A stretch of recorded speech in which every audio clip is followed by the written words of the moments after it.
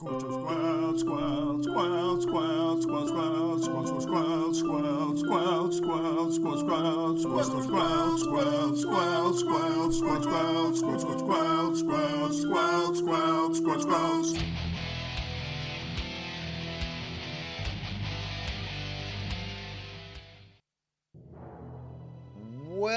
back to Squelch, the video game book club. I'm Dano. I'm Matt at Arms. And I'm Storm Rage, and we're here to remind you that Dragon Age Origins is a game, and the games are supposed to be fun. This week we are finally, if only, we are finally, for realsies, actually headed to the Brecilian forest to get the support of the Dalish elves and heading back to where it all started, the return of Ostegar, the DLC. Next week, we will be heading to Orzammar and tackling the Deep Roads. It's really fun. The Deep Roads are fantastic. I love them so much. I'm so excited for all of you who get to play. And I'm also excited for you, Storm Rage, to get to watch some YouTube videos and then hear us talk about it. So, Yep. Yeah. So, sorry again. Sorry. Alas, things happen. In case anybody's wondering what I've been doing, I just started Armored Core 6 today because I have too much time on my hands and I wanted to play a video game and I didn't want to play Hearthstone for a little bit. And so that's what I've been doing. That's me and my journeys. Thank you so much for coming. This has been Video Games with Storm Rage. Yep. So we've been going back and forth on this, but we have finalized what we are doing with the rest of the schedule. So here is the plan. We are going to play Dragon Age Awakening. That is the expansion for Dragon Age Origins. That does introduce characters and kind of is the 1.5 that leads into Dragon Age 2. So it basically goes Dragon Age Origins, Dragon Age Awakening, which is the expansion, that then walks into Dragon Age 2. Just so you know, all of the Dragon Age games do this, where the expansion is kind of required in order to play the next game. So the villain of Dragon Age Inquisition is actually introduced in a DLC for Dragon Age 2. And then the same is true from Inquisition to Veilguard. So that is something they started here at the very beginning of the Dragon Age franchise, and it's not at all frustrating. I think it's common for a lot of games, though. But yeah, so that's kind of how it's a little frustrating. It is, yeah. I actually never played Awakening before, so it's obviously not required. I didn't play, when I went to play Inquisition, so I went Origins into 2, into Inquisition, and then I was like, wow, what's going on here? And I actually went back and played the expansions for Dragon Age 2, and I was like, oh, that's what's going on here. It's especially weird because it doesn't carry, your main character's changes from every Dragon Age, but your world state does it. So it's especially weird to me that if it was one main character that went from game to game, it would kind of make sense to introduce the villain in the previous one. But it just doesn't make sense unless you're forcing people to buy the game before it, which I guess good for you. It seems like a fun game. So you don't carry over your main character, but you do carry over a lot of your companions. So your companions do carry over. So we do carry over companions from Origins into Inquisition. We carry over companions from Awakening into 2, and then 2 into Inquisition, and then Inquisition into Veilguard. So companions do carry over. It's just the main character does not. So you have a new main character every game, but the world state and the companions all come along. Not all of them, but certain ones do. And so, yeah, that's how I enjoy it, but it's definitely a little bit interesting. Mm-hmm. I think it's better than what happened between Mass Effect 2 and 3, where you went from having a bunch of amazing companions to just milquetoast again. But we don't have to get into that. That's not what we're talking about. I disagree with that take so heavily. They come back. Most of them come back to your team anyway, right? Not the good ones. Yeah, exactly. You don't get any of the Dragon Age Origins companions as companions ever again, right? They're just characters. So Awakening companions come over as companions, and you're right with playable characters, though. Yeah, so like it's the same So it's thing. like- I don't it's know like why Mass you're, Effect why you're 2 saying to that they're 3. different. They do the same thing. But in 2 and Inquisition, you do. In Inquisition and Veilguard, you do. So, like, playable companions do carry over from Awakening into 2 into Inquisition into Veilguard. I'm not here to stand up for the decisions that EA has made with all this. I'm just saying that they're more interesting than Mass Effect 3's boring characters. That's all I'm saying. Again, disagree so heavily. The story was amazing. We all agree the story was great. It was super great. The ending was a little bit not great, but it was still fine. I don't know why you're taking shots, but I can't play the game that we're actively playing. I'm already beaten down, Dano. You don't need to be meaner. This is like, hey, Dano, hey, Storm Mage, that thing that you loved that everybody was successfully able to play for several months, hey, let me beat that into the dirt while we talk about a game that you cannot play for the next 4 weeks. Thank you so much for bringing that energy and that vibe to start the podcast with out of nowhere. I'm so sorry. I feel bad. I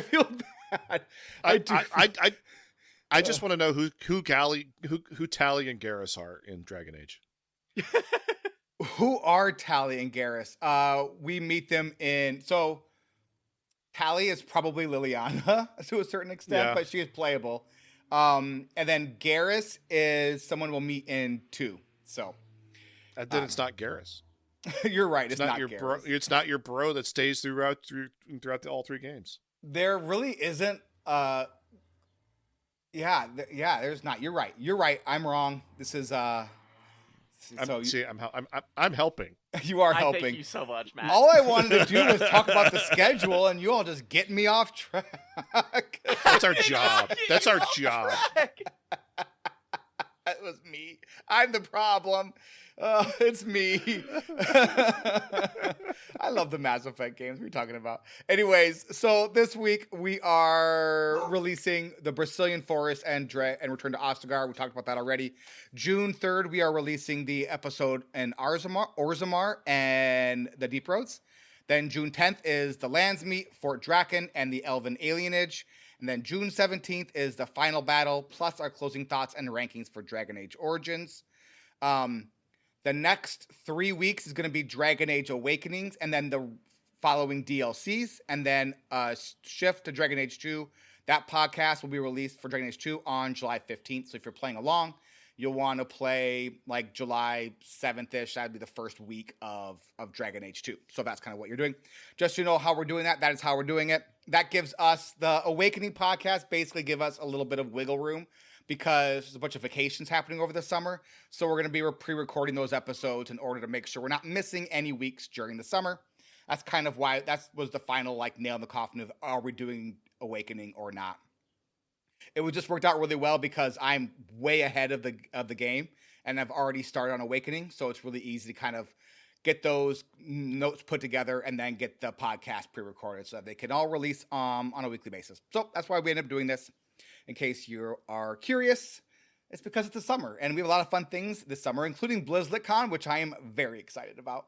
I am also very excited about this. Let's head over to our patrons and thank them. I am pretty incredible. Thank. Thank you very much, patrons and Twitch subs. Again, you can support a podcast over at patreon.com/squelch. You can also join us on Twitch over at twitch.tv/DanoPlay. The O is a 0 because I'm cool. So you can do that if you want. We'll probably figure out an after dork while we're recording. We'll figure something out. We don't have anything planned yet, but maybe it'll just be a continuation of me talking about how the difference between Mass Effect and Dragon Age. And... Or Matt and I could talk about Saturday Night Main Event for WWE. As we could Matt do that. and I slowly attempt to turn this After Dark into a wrestling podcast. Yes. I mean, if we were in the same room... I got opinions. If it were the same room, we'd already be a wrestling podcast because you would have attacked me. So... We can talk about the wrestling. That's always fun. We'll do that. So we will break down the Sunday night main event. Is that what you said? Saturday night. That makes more sense. Live on NBC. Wait, really? Yeah. Yeah. It was on NBC. Wow. It was on what a actual world. over-the-air cable. over-the-air TV. There we go. That's fascinating. Look at that. Look at that. All right, let's pop into lore. This one's a real page-turner. Hey there, Matt. Yo. What did we do last week in 74 seconds or less? All right, so we did some side tracking and side questing. We did Leliana's Song DLC, where we learned the absolute truth and a complete history of what it was like before she joined the Chancery. Total, reliable narrator, complete thing, right? Just this is exactly what happened. We did some companion quests as well, like important things like dealing with Moraine one last time, dealing with Morgan's mommy issues, asking Sten if he's checked his skid up, bot up, and doing something with Alistair and Grandma Healer. I don't remember because I actually didn't do them in the game, so I don't remember what actually happened with them. Sorry. Yeah, that's it. I love that your recap of 74 seconds is a lot of, I don't remember. When you could have, listened to last week's. I could have. The show notes from last week's. No, the show notes are gone. To do them yourself for Google. 5, nah. No. I mean, is it really that important? I mean, I feel like it's the point of the bit. The point of the bit is to catch everybody up on what we did. I don't know. What a really excellent usage of time. 5 out of 5 stars. I mean, it tells you my general feel. Welcome to the podcast. I mean, it just tells you my general feeling about side questing in this game at this point. I'm just saying. Yeah, I get that.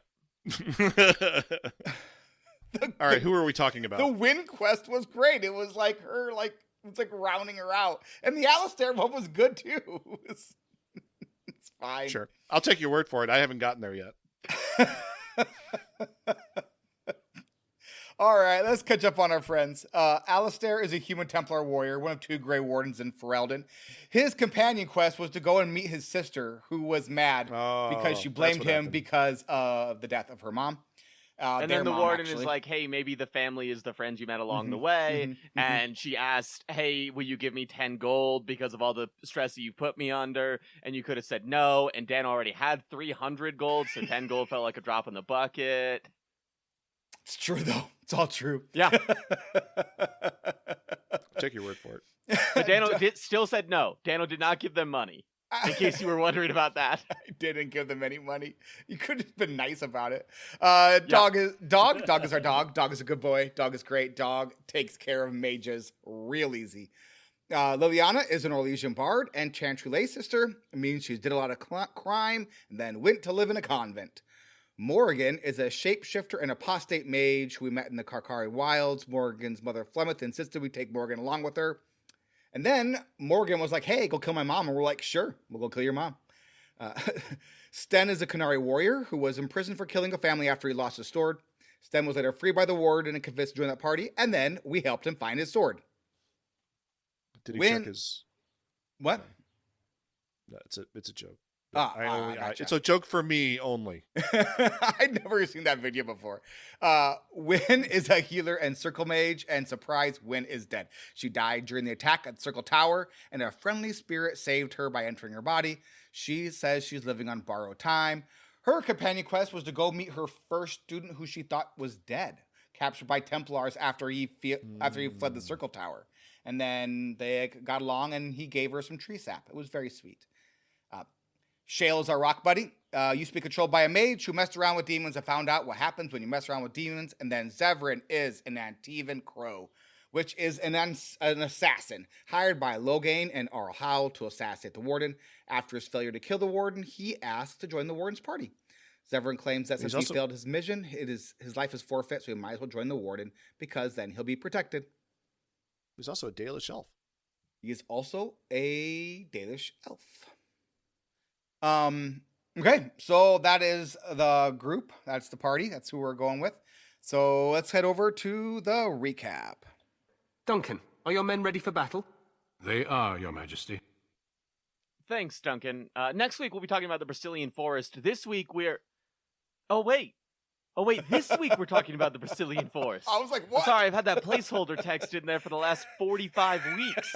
But it seems like we're actually doing it. We're actually talking about the Brecilian forest. So, let's get to it. We are here to gain the support of the Dalish elves against the Blight. We've got treaties, and as we've already learned from the Circle Tower and the Arl of Redcliffe, everything is super easy with treaties. I haven't played, but I assume that most of this is just show up, say, hey, I have a treaty, and then they say, great, let's go kill Blight. So into the Dalish camp we go, and they're totally down to help. Nice, we nailed it. But there is a problem. They've got a werewolf infestation. They'd like to honor the treaty, but they just need a teensy-weensy little bit of help dealing with the werewolves, and then they will help us stop the Blight. Okay, well that's relatively good news. Go into the forest, kill some werewolves, then go about our day. We will not get distracted at all. We're going to walk right past everyone and not talk to anyone. Main story, here we go. Except, well, look at that forlorn young hunter. He looks like he's in love with that lady over there. Apparently she won't marry him because he's such a crap hunter. The problem being that since he can't kill anything, the tribe won't accept him as a full hunter, which honestly makes complete sense. Mm-hmm. But what if we kill something and he takes the credit? Then he could tell her he did it, prove he can provide, and then she'll agree to marry him. Now that sounds like true love. Alternatively, we could just go and talk to her and point out that she's actually kind of an awesome hunter herself, so that even if he sucks, she'll be the one providing. But lying is the sillier choice, so here we are. And then look over there. There's this like sad lady in charge of some deer-looking things. Apparently they're called Hala, and one of them got bit by a werewolf. Being bitten by a werewolf upset the Hala so much that the sad lady can no longer read its mind to find out if it actually got bitten or not. Hopefully, you have someone in your party with a decently high survival skill. If you do, you can figure out what is going on. If you don't, well, do you have a high coercion skill? You do? Great. You can lie to her and pretend like you know what is going on. Either way, you get credit for doing something. Sure, if you lie, you will convince her to kill a healthy animal because it's this animal's mate that was actually bitten. But hey, you get 2 gold either way, so probably worth it. Oh geez, look over there, another sad person. This one is sad because he lost his life in the woods and he is worried she died. Surely we can go help her during our travels. Speaking of travels, that old elf over there wants us to find some tree bark. If we give him the tree bark, he will make something nice for us. Sure, why not? Okay, so now we're really going into the woods, but first we need to talk to Keeper Zathrian. It's Tim Russ, the voice by Tim Russ. If you don't know who Tim Russ is, he's Tuvok from Star Trek Voyager, and it was in Spaceballs and couldn't find things in the desert. Oh, he is from Spaceballs. That is a good call.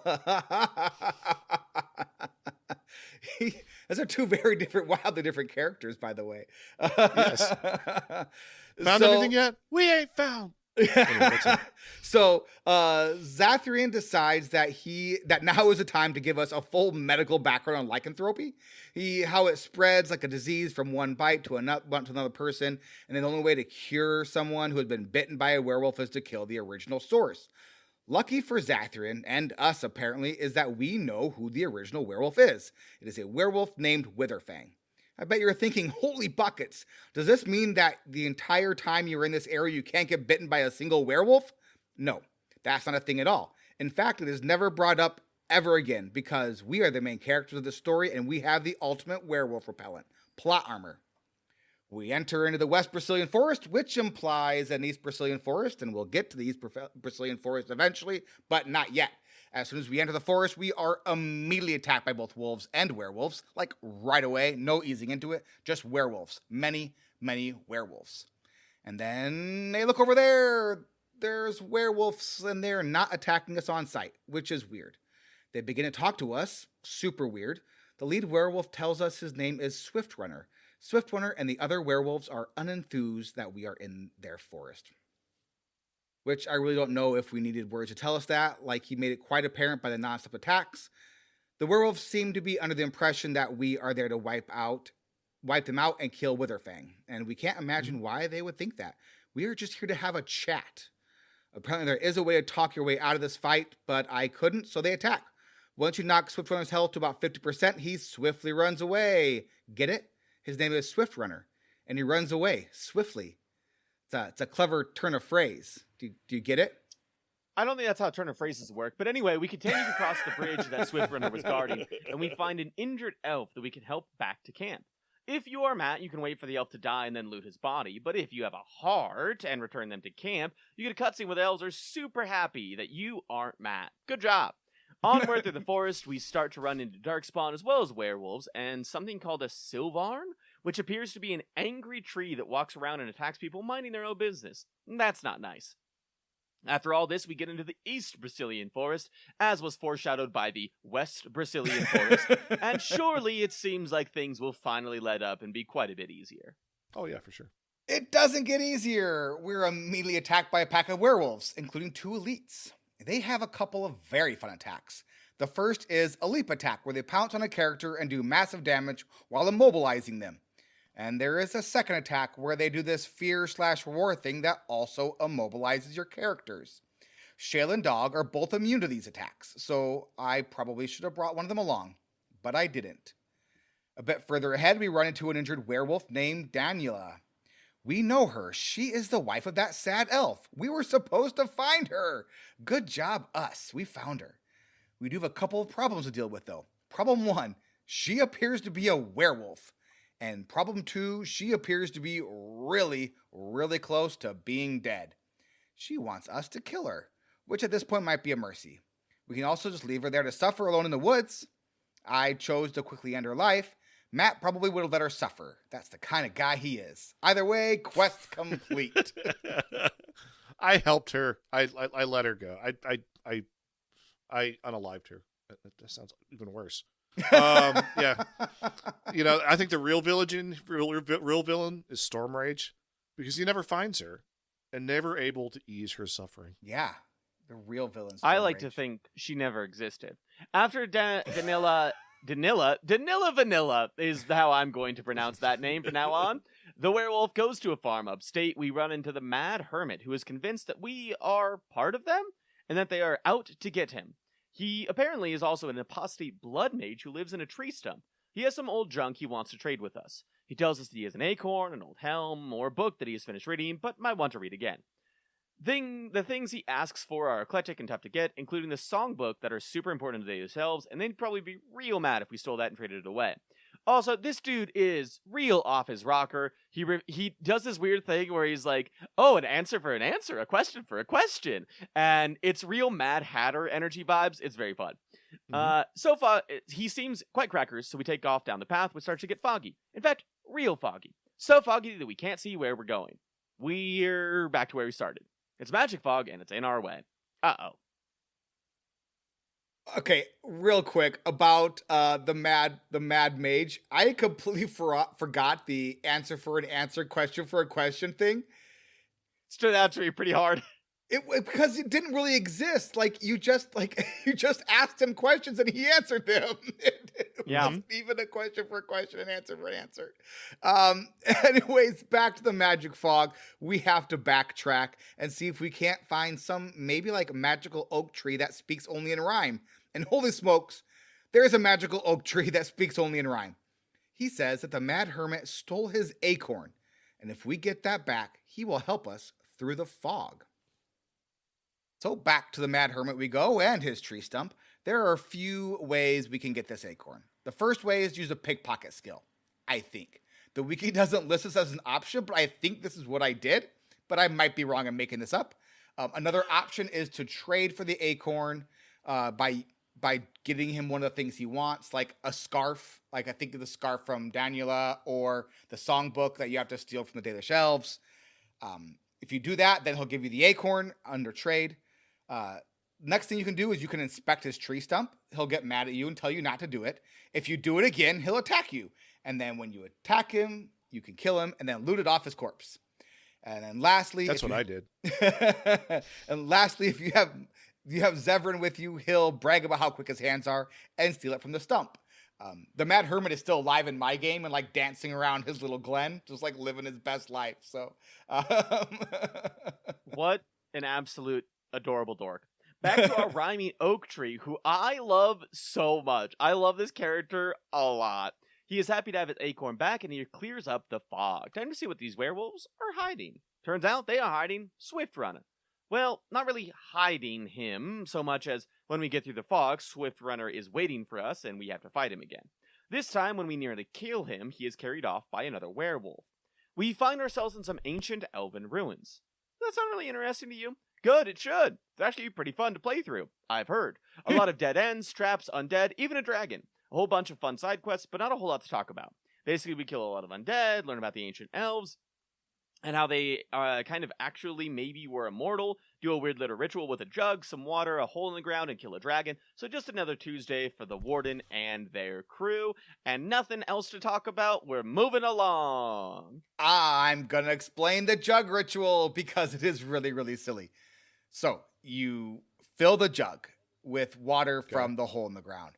Then you place the jug on the altar, kneel before the altar, look at the jug, take a single sip, and then pour the rest of the jug back into the hole where you got the water from in the first place. All of this is in a codex that you have to read, but it is slightly vague, and so it took me like 2 or 3 times to figure out exactly what in the world I was supposed to do with this stupid jug. I couldn't figure it out. I did exactly as the guide said, and exactly these steps, and it did not work for me ever. It's very strange. I had like the Are you codex saying up, there and I are was like, things in this game, Matt, that maybe don't technically work, perhaps in the way that they should? Because that would be news to me. That would be utterly surprising on my end.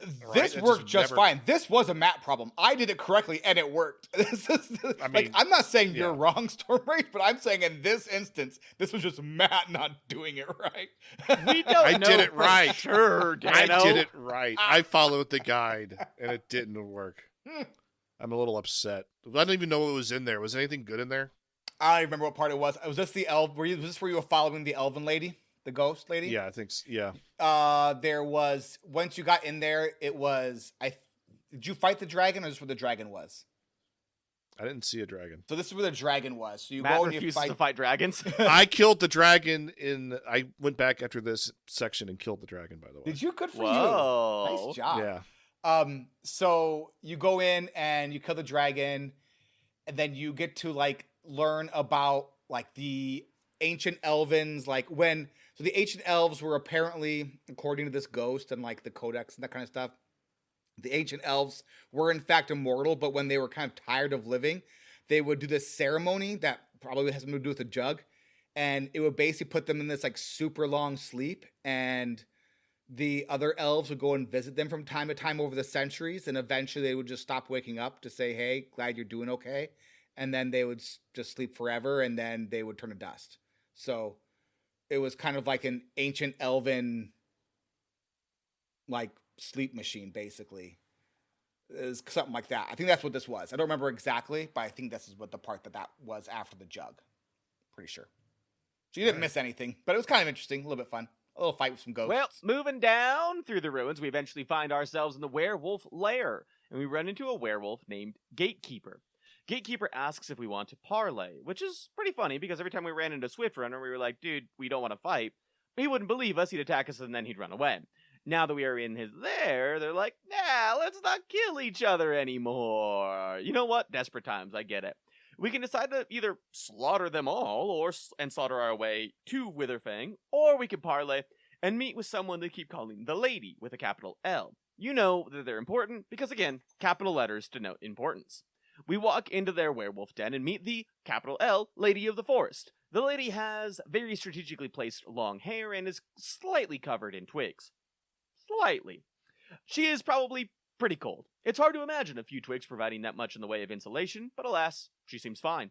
She tells us that there is a lot that we don't know about herself, about Zathrian and the leader of the Dalish elves. Are we parlaying for a shirt? We are not. Nope. No. We should.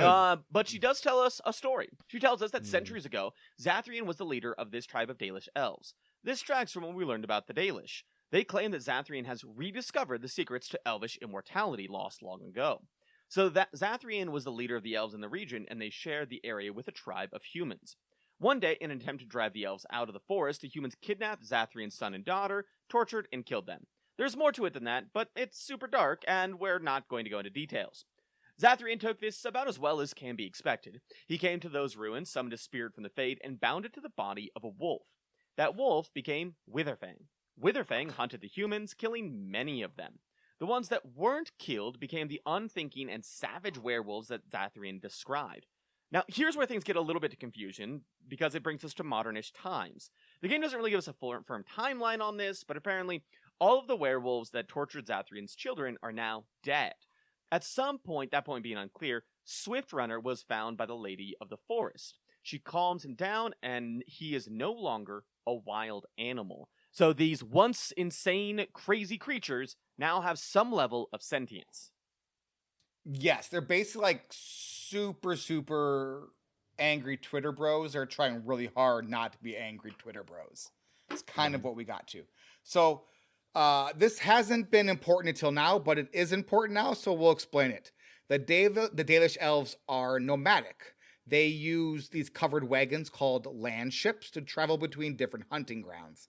Each tribe of Dalish elves travels on a different route and goes to different hunting grounds. So when they say, that's kind of information that really wasn't super important to the story, but like going forward, it kind of makes a little bit more sense in how she explains how things are working.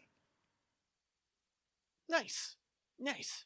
Swiftrunner and the Lady of the Forest tell us that they have been trying to get Zathrian to come to them every time the elves come this way, but that he always ignores them. This time they decided to force his hand, which is why they started attacking the elves and turning them into werewolves. Their thinking is either he allows his people to stay cursed as werewolves, or he goes to the lady and ends the curse for all werewolves. The lady says that if we convince Zathrian to come to her, she will summon Witherfang, and if we don't bring him, she will ensure Witherfang is never found. Uh-oh. Once we agree to bring Zathrian, they open up a passage to the surface, so we don't have to go through the entire dungeon again, which is pretty nice of them, to be honest. Back at the entrance, we see Zathrian waiting for us. He is annoyed that we haven't killed Witherfang and tells us that the Lady of the Forest is Witherfang. Bum, bum, bum! A twist! Which makes her the spirit that he summoned years ago to destroy the humans who murdered his children. He wants to go with us, saying he can force her to transform into Witherfang, and then he can use Witherfang's heart to cure his hunters. This won't break the curse, it will just be a cure for his own people. He says that he will never break the curse, and that the werewolves deserve their fate. He is angry. We tell him that the werewolves are no longer crazed beasts, and he says that even if they have regained their sanity, they are still the same beasts, and that their ancestors were. Zathrian joins us to go meet with the werewolves and the Lady of the Forest, and while we're down there, she drops a bomb that he has, in fact, not rediscovered the secret to elven mortality. Bum, bum, bum! Twist part 2! In fact, he used his own blood in the curse, which binds him to it. As long as the curse exists, so does he. Basically, if he allowed the curse to be destroyed, that would be the only way that he could die. So, to recap, the werewolves are descendants of a human tribe. Thank you, motorcycle, for driving by at that very time. To recap, the werewolves are descendants of a human tribe that attacked Zathrian's Dalish elves centuries ago. They killed his children, so he summoned a spirit from the Fade and stuck it into a wolf, turning it into a werewolf. This werewolf killed a bunch of humans and turned others into werewolves. Those original werewolves died, but other werewolves have since been created.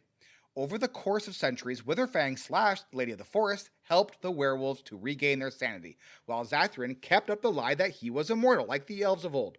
But actually, he is just tied to the spirit that is the same Lady of the Forest. So, if he breaks the curse he placed on the spirit of the forest, this will turn all the werewolves back into humans and elves, but the spirit of the forest and Zathrian will die.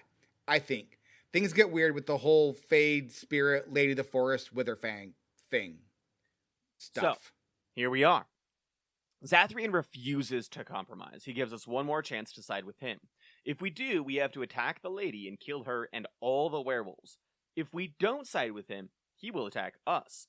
Once he is defeated, if we attack him, he surrenders and tells us that he is old and cannot let go of his hatred. He asks the Lady of the Forest if she really wants to die. She tells him that she is thankful for the life she led, but that she wants nothing more than for all of this to end. That seems to be what he needs to hear, and he ends the curse. He dies. She goes back to the Fade, and the werewolves turn back into humans. all of which are wearing clothing, which is weird because they were all Ken doll naked just a second ago, but you know what? We're not going to worry too much about it because it'd be weird otherwise. Back at the Dalish village, they seem to accept everything we tell them about the curse and then promise that they will join us against the blight. Mission successful. Huzzah! We did it. All right, before we head to Ostegar, let's talk about the choices we made. There were 3 ways this could have gone. 1, we side with Zathrian and attack the werewolves. The elves are cured. The werewolves remain. The elves join the fight against the blight. 2, we side with the werewolves and attack Zathrian and the elves. In this one, no one is cured, but the werewolves join us in the fight against the blight. 3, the final option is the option we took in game, which is to talk both sides into being cool and curing the curse. This causes the elves to honor the treaties and join us in the fight against the blight, while the other werewolves turn back into humans and go presumably join human society. Nice. Good Great. for them. Yes. Yeah. So, what did everyone think about the Brecilian forest and the elven ruins and all the werewolf nonsense? Matt? It was so much fun. I really enjoyed this whole section. The environment is just great. There was like, did you run into I'm assuming y'all run into the campground where everybody falls asleep? Fell asleep. Yes. I wanted to bring that up, but it didn't quite fit. Let's go ahead and talk about it. It is so much cool. It is so cool. Do you want to talk about it, Matt? Yeah, basically, like you find this beautiful campground, and there's like, and it's like, oh, it's so nice, and oh, we were getting really tired and falling asleep. This doesn't seem right, but we're so tired. It's so tiring, and then like everybody falls asleep, and you wake up, and there's like 3 abominations there to kill you, and it's wonderful. It's so wonderful, and then there's like bodies scattered everywhere. It's incredible. I love it super so much. cool. Who did you have in your party? Do you remember? I had my standard party, which was Wynn, Alistair, and Leliana. So I had the same party. So I think Wynn like doesn't fall asleep because of the spirit in her. The spirit. So I used her to like revive everyone. They all like fell asleep in a clump, thankfully, so I could use the revive spell on them, and they all pop back up. Yeah, but they pop back up with an injury, which is super fun and cool. Love that part. It was just this nice little like.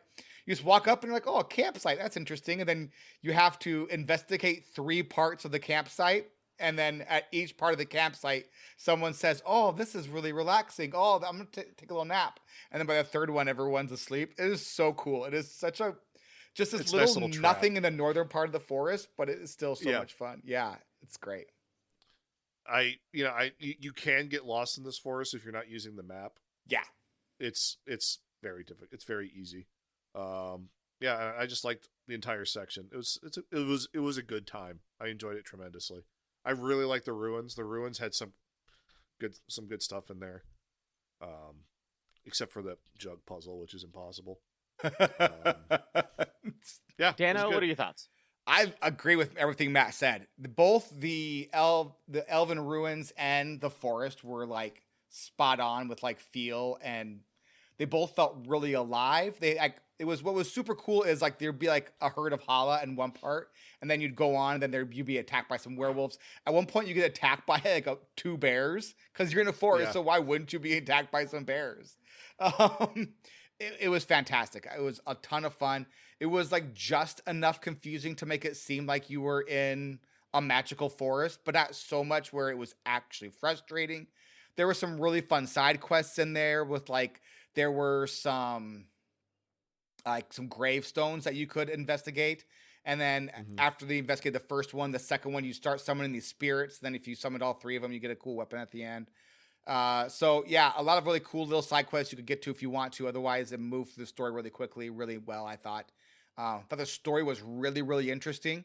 I love how both the lady / Witherfang and Zathrin were both lying to you. Like, both only want to tell you half of the story. So you had to have both of them together to get the full story, which I thought was very much like the real world. It was spot on perfect. Yeah, I enjoy you can actually just talk your way out of a lot of the you can talk your way out of a lot of the combat in this section. Like you had to do the combat to get him to actually cut or break the curse, but like once you get him down like to like 50%, the cutscene happens again, right?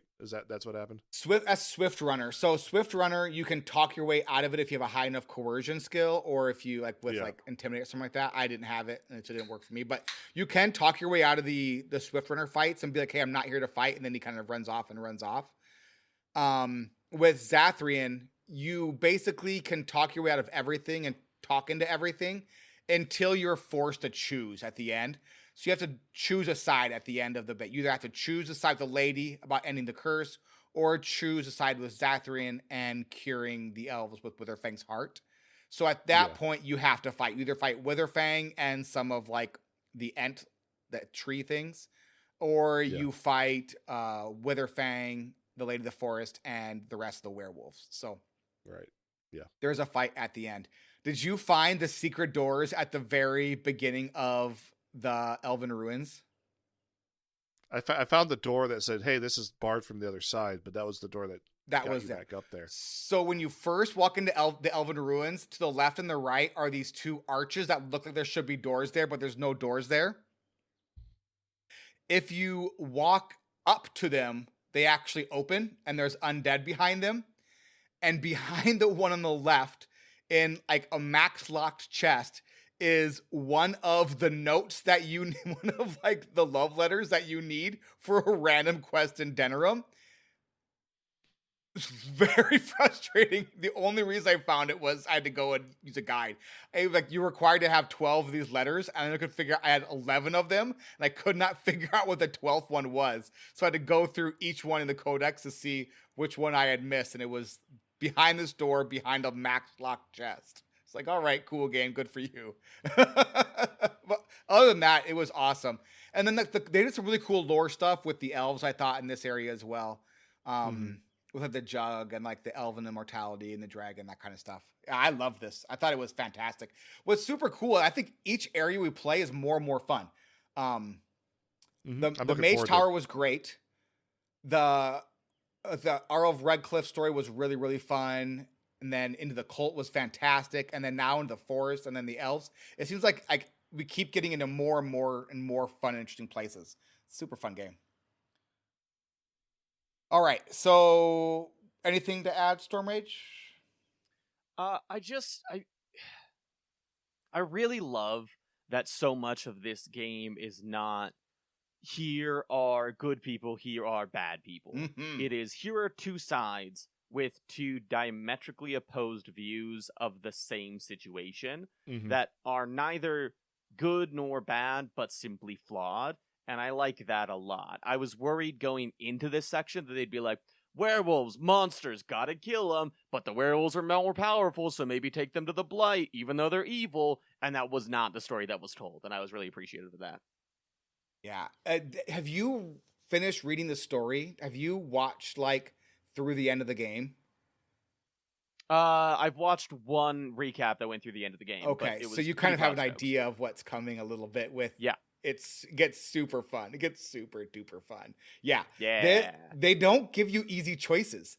I finished the game this week, and like I was literally just stuck staring at my computer screen multiple times being like, well, I don't like either of these choices. Or I like both of these choices. Why can't I have my cake and eat it too? This game is super fun for that. Super fun for that. All right. So we're going to talk about Mass Effect more. But you can't tell me I'm wrong here. You can't tell me I'm wrong. Okay. All right. No, so, look. Okay. Here's the thing. You're right in everything that you say in this next section. Because, like, it didn't matter in Mass Effect 2. It was probably the worst DLC. But I also think you are overstating how cool this DLC is, broadly speaking. Return to Ostegar? Yes. Yeah. Probably. All right. So yeah, you're not wrong. I think the Calen part is really impactful, and that like raises it to a level that probably it isn't. I would say like 95% of it is kind of like, fine, this is fun, sweet gear, and then that 5% with Calen I think is really, really cool. So that's sure. I think that's BuzzFeed for me. So anyway, so Now we're going to talk about the Return to Ostegar DLC, aka the DLC the Normandy crash site wishes it was. So, this all begins when we run into a member of King Caelan's honor guard who survived the battle. He feels just super guilty that he fled the battle and did not complete the final mission that King Caelan gave him, which was to deliver Merrick's blade to us, as well as some very important secret correspondence. It's capital S secret, capital C correspondence. What this is, it's just letters between him and Orlais asking for help with their wardens, and them saying, yeah, cool, let's do that. Also, like, why don't we like become friends? Like, this whole battle thing was awful. Let's not do this anymore. So that's what the secret correspondence was. Actually, a super duper big deal. A super duper big deal. But that's not what we're here for. He also gives us a key and says it will open a chest that was left at Ostegar. All right, super cool loot time. This isn't an overcomplicated story. Basically, we return to Ostegar, the name of the DLC, slaughter whatever Darkspawn is left there, retrieve Caelan's armor, which is now being worn by Darkspawn generals, and retrieve Duncan's dagger and Duncan's sword from the ogre that killed Duncan. So, let's compare Return to Ostegar to the Normandy Crash Site DLC. First, the intro. We have no agency at the beginning of Mass Effect 2, and all the characters who die are nameless / unlikable. Looking at you, racist first officer guy whose name I can't remember. What's his name, Stormrage? Do you remember? I can't believe you would ask me such an obvious question that I'm not even going to dignify that with a response. I put you on the spot there. I put you on the spot. My bad. Well, in Dragon Age Origins, we have a ton of agency in the battle, and in fact are the ones who should have been heroes, if not for Loghain leaving the battlefield. Instead of the characters who die being relatively faceless, we lose two of the most likable characters in the game, Duncan the Grey Warden and King Caelan. In both DLC, we are walking amongst the revel of our own failure. But in Return to Ostegar, we get to actually take revenge against the Darkspawn generals, while also having similar flashbacks to what happened at the Normandy crash site. Basically like, hey, do you remember when this ogre thing happened? Or hey, do you remember when you went and saved Joker? Similar things. Lastly, in both of these DLC, there is a memorable bit of in-game lore to bring home the sadness. On the Normandy crash site, it is the Mako, but in Return to Ostegar, it is King Caelan. That's right, King Caelan has been stripped of his armor, and his corpse hung over a bridge in display of power by the Darkspawn. We take it down and give Caelan the funeral he deserves, with his half-brother Alistair giving Caelan a send-off and wishing he had the chance to get to know his half-brother better. I liked it a lot. What did you guys think about this DLC? I mean, it's straightforward. It's not complicated by any stretch. Yeah, I overall thought it was fine. Like, the combat is not exciting. There's nothing like new that's introduced. I think it's Necromancy a little bit is. on Necromancy. Yeah. Like the ogre is brought back to life by the Darkspawn Necromancer. That's kind of new. Yeah. But yeah, for the most part, you're but right. like at the end of the day, it's an ogre coming to the fight. Yeah. It's an equipment grab. You get some really cool equipment stuff, and the flashbacks I think are fine. I don't think that they're. I think for me, I might have just gone too recently. Like I went back and I was like, oh yeah, I just saw this, so it wasn't like a trip down memory lane. It was let me check what I saw an hour ago, and that feels very different. I wish that I had waited longer to go back to it to like let that settle a little bit more, and it felt fine. I also think that if I had skipped it, I wouldn't have felt like I missed anything. Yeah, I agree with you. If both of the DLC feel very much like a Star Trek Next Generation clip show episode, where it's like, hey, remember these things that happened this season? It's like, yeah, it happened this season. That last thing you just showed me happened like 2 weeks ago. So yeah, they both have that same energy where it's like, hey, look at this. It's fuzzy this time though. And it's like, I guess. Yeah, there wasn't a whole lot more added to it. I do think in both of them, you do get more context as long if you read the text on screen. So the more same with I think both of them do that very similarly. And if you want to get a lot out of it, you have to put the time in to go and into the nooks and crannies and find stuff. I think the Normandy crash site might do this better because they actually give you a quest to do this, where in Return to Ostegar, it doesn't. You have to kind of go and find it on your own. But I do think you get more out of Return to Ostegar. The gear you get out of it, some of the best in the game. Like King Caelan's armor is super duper good. And then Duncan's weapons are super duper good. And then also Merrick's blade and Caelan's shield, which you also get here, are two of the best weapons for a sword and board like fighter. You get like they give you incredible like stamina regen. Like you basically get to go forever with those two weapons. So that weapon and that shield. So I think all that's going on Alistair for me. Yeah, same. Yeah, except for Duncan stuff, which I'm taking as my two-handed. Yeah, you should sword and shield. Yeah. Yeah, so like sword and dagger. Yeah, Duncan's sword and dagger. That was, I think, Alistair was that for me because he was a two-handed, two-weapon fighter. He was a two-handed weapon fighter, not two-handed, but two-weapon fighter. But yeah, it was fun. I enjoyed it. You're right. It's not like the best DLC ever. I do think the King Caelan thing is pretty neat. Like, you can't take him down immediately. You have to go and finish clearing the area of Darkspawn. Then you have to come back to it, which I think is clever. And then there's like a funeral pyre, which is neat. So, but yeah, you're not wrong that it's like earth-shattering or anything. It's not as good as the Leliana song for sure. I do wish that there was a fast travel to get back up to King Caelan, because I went back, killed the ogre, and then I was like, wait, I don't just get back to the bridge? I have to go through the entire dungeon again? Are you kidding me? That was frustrating. Was there like a shortcut you could take though? Or did you have to go through the whole thing again? You had to go through the whole thing again. Yeah. I remember thinking the same thing. That was a little bit brutal. But then once you get like to Caelan, you don't get to go back. There's no like if you missed something that was in there, you don't get to go back and find it. So you have to be like really careful. Once you leave, like it's done. So yeah. All right, that was the last of the 3 DLC that were included in Dragon Age Origins. So very fun. Very cool. Let's head to the Naga sandwich. Taste my grilled cheese. Munch, munch, munch. I definitely didn't forget anything. That wasn't me saying Storm Rage and then not saying it beforehand. Storm Rage, what is our first good? I really like how the elves are portrayed in Dragon Age. I think a lot of times in most fantasy, we see elves as a small but mighty, but generally speaking, like technologically sound. At the very least, they usually have incredible cities. They're just smaller. They usually have incredible culture.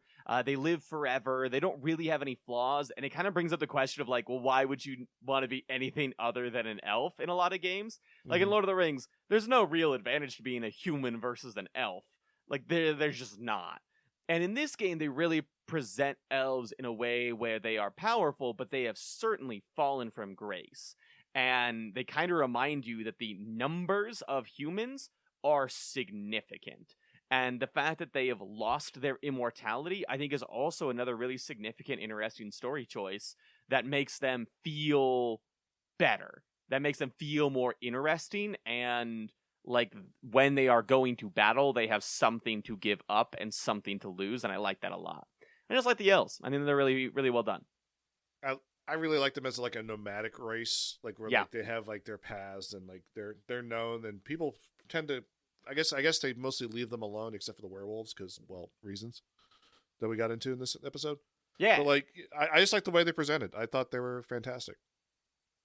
I agree on all fronts, and I love how you get 2 different varieties of elves too, right? You have the Dalish elves, the nomadic elves, who try their best to like keep to what they believe elven traditions are. What's super cool about the elves is they have lost everything.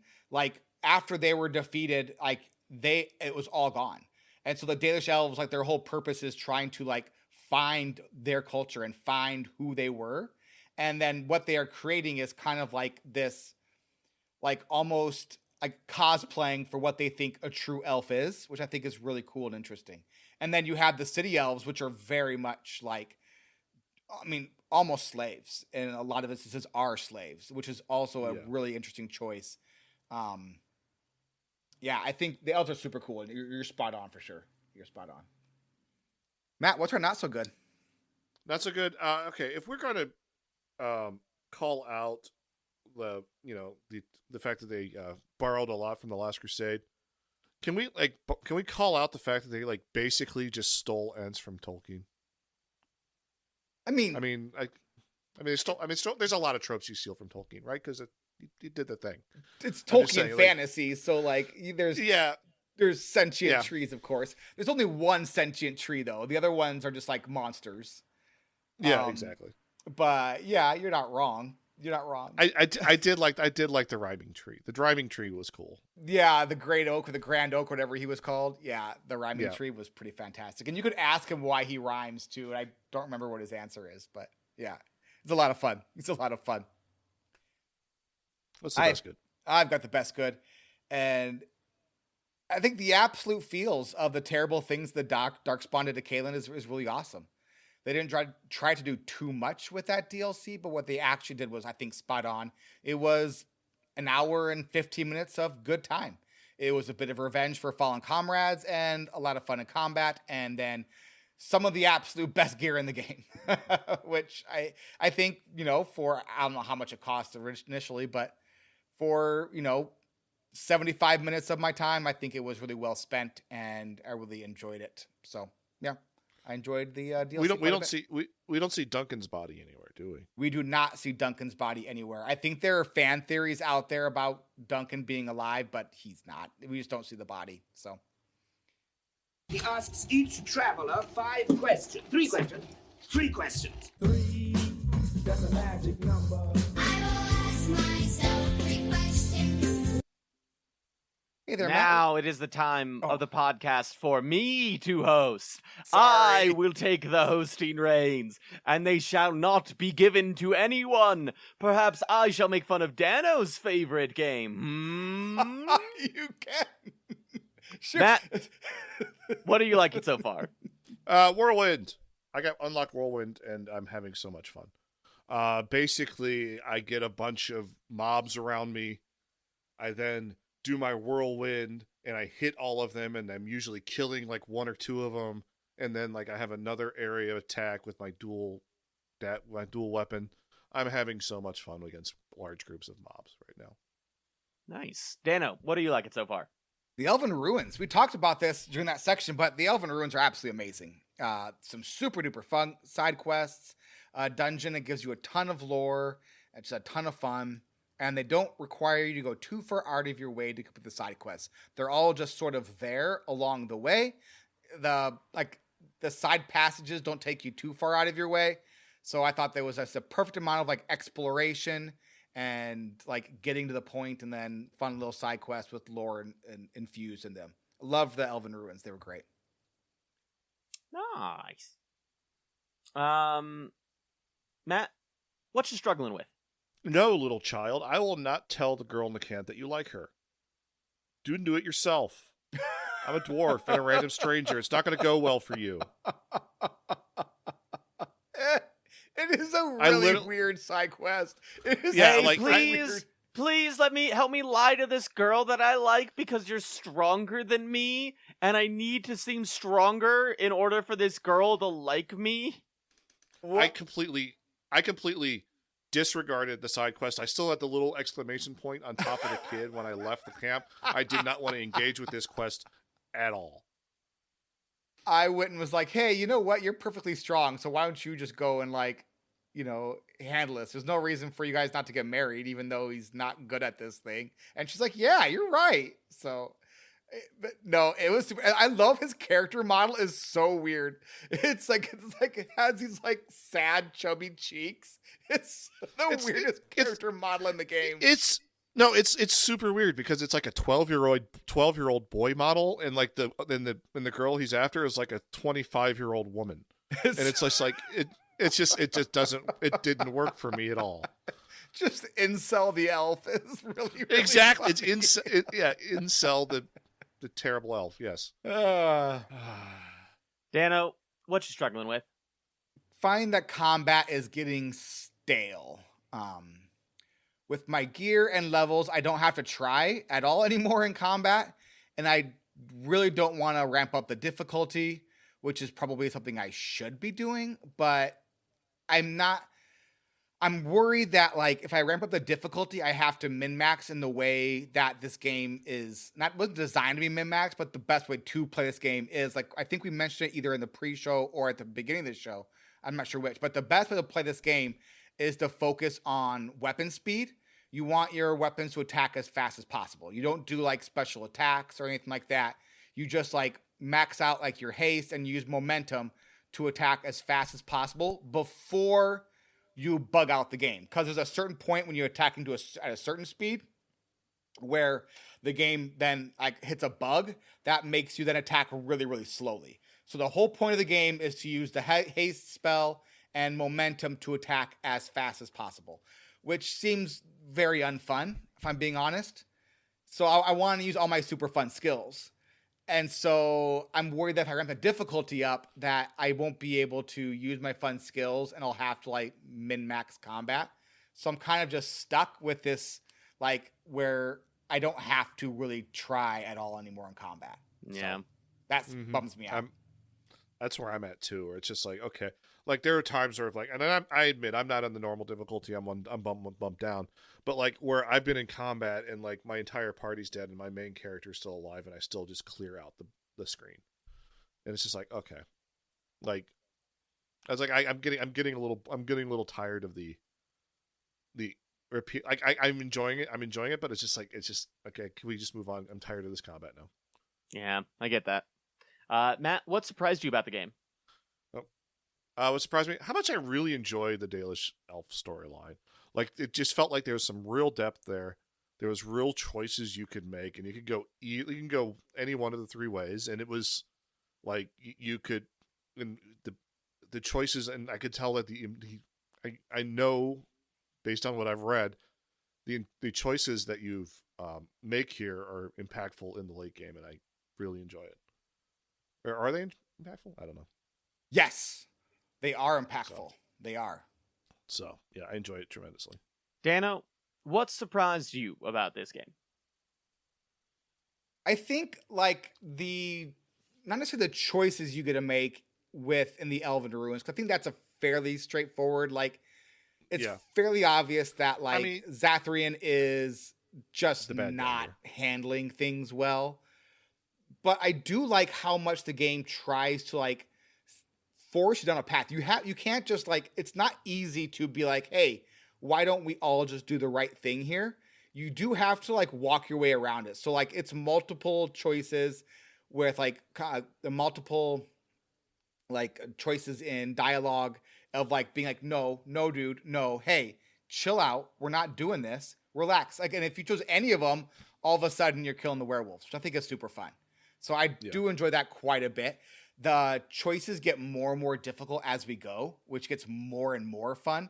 But I did like how this was, what I think surprised me the most about this section was how much neither group was really telling you the truth, and you had to work to get there. And you could, if you chose, just like blindly accepted one or the other, which I think is a fun like bit of like role playing you can do as a player in this game, which I think this game does really, really well. It allows you to role play in a way very few games give you the chance. I think that is maybe the most fun part of this game is you really can choose the personality of your character and role play that character in very morally gray and interesting ways. And then there are consequences for it with like characters leaving or which armies you actually end up recruiting and that kind of stuff. So I think that is fun, and I love that about this game. And I always forget that is in this game, and it is really great. Should we sell the game to a friend? Go ahead. Sorry. Dano, that's my transition to make. I'm hosting until the end. My bad. Hey, Dano, can you hit the bumper, please? Yeah. You want to buy some death sticks? You don't want to sell me death sticks. I don't want to sell you death sticks. You want to go home and rethink your life. I want to go home and rethink my life. Matt. Yeah? Sell this game to a friend. Turns out the thing we found in the forest was fun. and more Star Trek connections. That's way better than mine. Dano? You get to kill some darkspawn, take the armor they stole from the king, and make the king's illegitimate half-brother wear the armor. Nice. Yep. Nice. All right, Dano, take us on home. I relinquish my hosting duties. Thank you. Next week, we're heading into the Brecilian forest for real. I forgot to change this. Yep. Nope. We're definitely heading back to the Brecilian forest. Every week is the Brecilian forest. We're finally going to talk about those elves. We're actually heading over to Orzammar, where we're going to talk about them dwarves. That's it for this week. Thank you so much for listening. Thanks to our page for patronizing us. Special thank you to our producer and best friend, Forever Ridiculous Hat. You can find links to our Discord and content information in the pinned comment on our Patreon page over at patreon.com/squelch. And Dragon Age's games are supposed to be fun. Yeah, drink that darkspawn blood, baby. This is the end of this show. Everybody bye!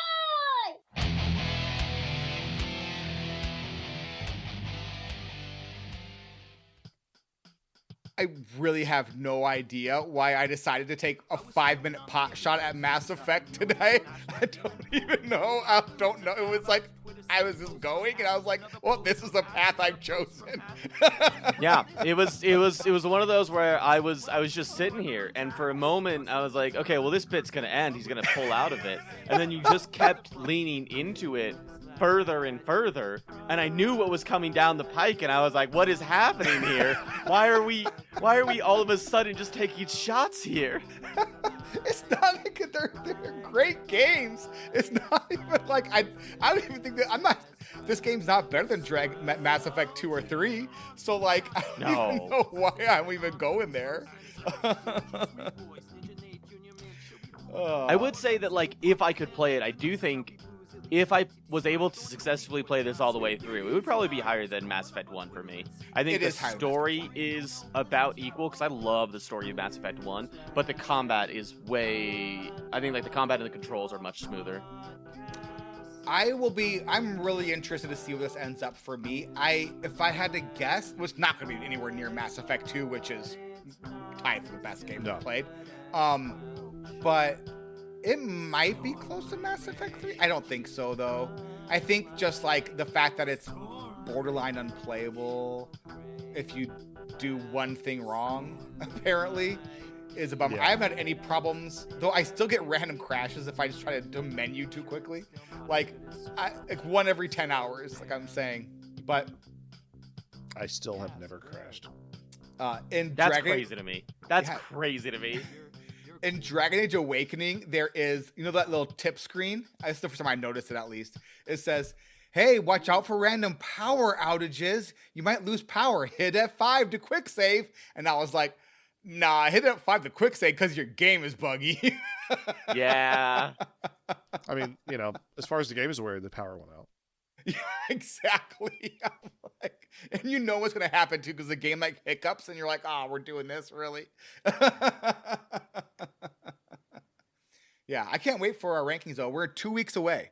So from our rankings, because we have Orzammar, right? No, we have 3 weeks. We have Orzammar, we have like the lands meet, and then we have the final battle. So 3 weeks left of Origins. Yep. I can't wait. I'm excited. All right. I'm excited. I think that's it. Thank you all so much for listening. If you're a patron, hang on. We're going to go over to After Dark and we're going to talk about wrestling. And otherwise, Saturday night main event live on NBC. We'll talk to you again next week. Bye-bye. Bye.